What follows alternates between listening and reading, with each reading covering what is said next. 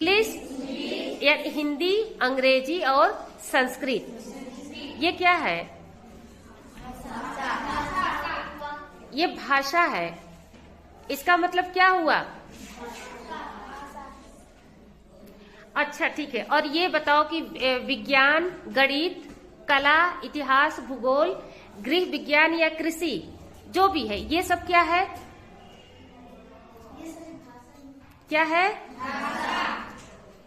ये सब भाषा नहीं है। यही आज मैं बताने वाली हूँ। ठीक है, ध्यान से सुनना, समझ में आ जाएगा। देखो, हम पढ़ते हैं क्या?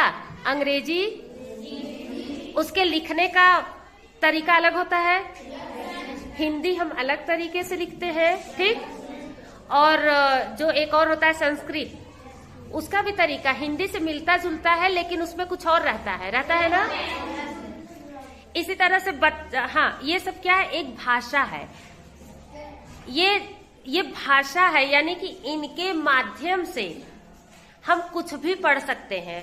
यानी अंग्रेजी, हिंदी और संस्कृत भाषा के माध्यम से हम कोई भी जानकारी ले सकते हैं, ठीक। यानी कि जैसे हमारे यहाँ क्या है? इतिहास। सोना नहीं है क्लास में। इतिहास हम हिंदी में पढ़ रहे हैं। स्कूलों में इतिहास हम हिंदी में पढ़ते हैं ना। अगर हम चाहे तो उस इतिहास को अंग्रेजी माध्यम से भी पढ़ सकते थे, ठीक। उस इतिहास को, जैसे इतिहास में कोई पाठ बताओ, जैसे महात्मा बुद्ध, ठीक। हमें महात्मा बुद्ध को पढ़ना है तो हमने देखी उसमें कि किस भाषा में लिखी थी? हिंदी में, ठीक है।